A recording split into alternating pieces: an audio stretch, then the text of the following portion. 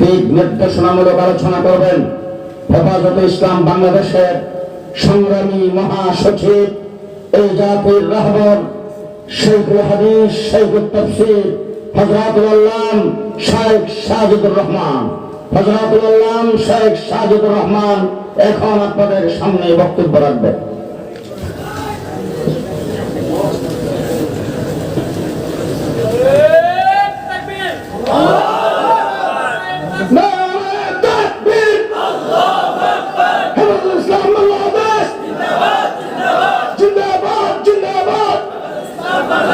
মহাসচিব এগিয়ে চলুন, আল্লাহ আপনার সাথে। মহাসচিব এগিয়ে চলুন।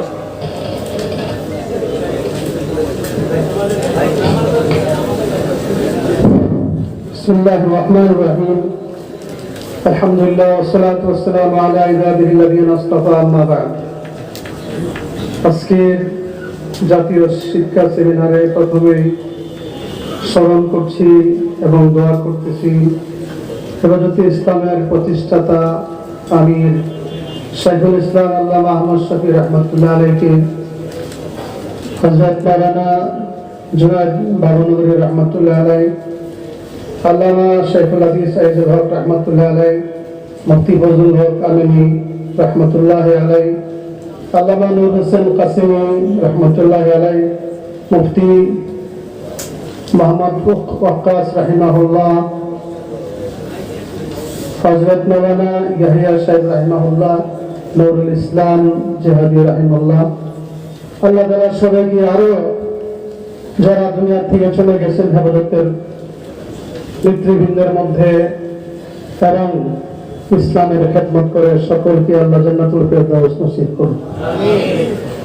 আজকে জাতীয় শিক্ষা সেমিনারের ঘোষণা। 1 নম্বর, ইসলামী শিক্ষা বিষয় প্রাক প্রাথমিক থেকে দ্বাদশ শ্রেণী পর্যন্ত সকল শাখায় আবশ্যক বিষয়ের অন্তর্ভুক্ত করতে হবে। প্রাক প্রাথমিক থেকে দ্বাদশ শ্রেণী পর্যন্ত ইসলামী শিক্ষাকে বাধ্যতামূলক করতে হবে। 2 নম্বর, দশম, একাদশ ও দ্বাদশ শ্রেণীর সামষ্টিক মূল্যায়ন তথা বোর্ড পরীক্ষায় ইসলামী শিক্ষা বিষয় পুনর্বহাল করতে হবে। অর্থাৎ বাধ্যতামূলকভাবে ইসলামী বিষয়গুলো বোর্ড পরীক্ষায় দিতে হবে। 3 নম্বর, বিতর্কিত ও প্রত্যাখ্যাত কোরআন বিরোধী, বিবর্তনবাদ ও ট্রান্সজেন্ডার সহ ইসলাম বিরোধী সকল পাঠ্য রচনা সিলেবাস থেকে অপসারণ করতে হবে। 4 নম্বর, আরব দেশগুলোর শ্রম বাজারে প্রতিযোগিতায় এগিয়ে থাকার জন্য আরবি ভাষার পাঠদান সর্বস্তরে বাধ্যতামূলক করতে হবে। উল্লেখ্য, ভারতের হিন্দু সম্প্রদায়ের লোকেরাও এই উদ্দেশ্যে আরবি ভাষা শিখে এগিয়ে রয়েছে। 5 নম্বর, জাতীয় শিক্ষাক্রম ও পাঠ্যপুস্তক বোর্ডে ঘাপটি মেরে থাকা ষড়যন্ত্রকারী ও তাদের সহযোগীদের চিহ্নিতকরণ পূর্বক অপসারণ করে দেশপ্রেমিক ও ইসলামী মূল্যবোধ সম্পন্ন ব্যক্তিদের দায়িত্ব প্রদান করতে হবে। 6 নম্বর, ভবিষ্যতে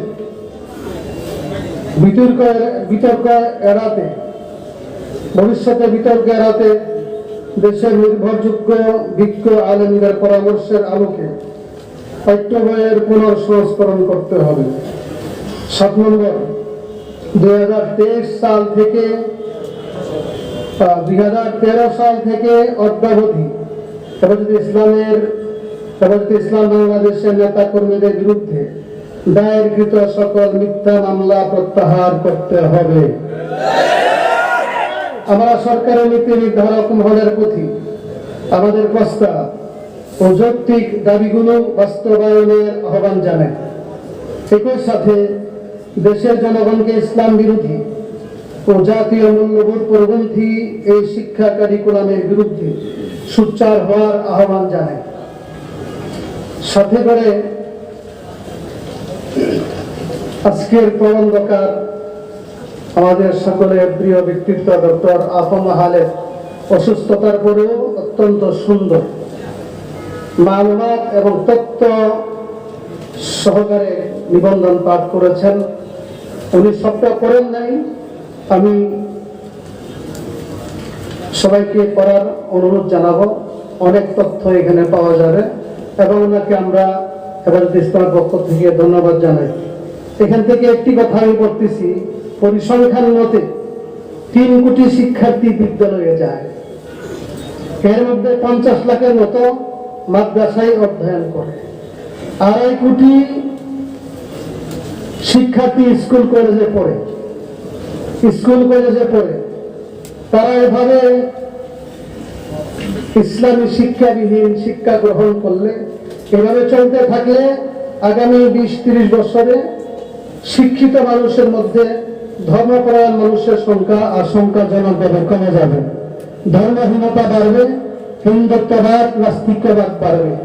এই জন্য আমরা পরিশেষে সরকারের কাছে দাবি জানাবো, আজকে শান্তিপূর্ণ সুন্দর সুশৃঙ্খল এই সেমিনারে আমরা প্রস্তাবাবলী বাস্তবায়নের জন্য অনুরোধ জানাই। তা না হলে হেফাজতে ইসলামের নেতৃত্বে বাংলাদেশের মুসলমান কঠোর কর্মসূচি দিতে বাধ্য হবে।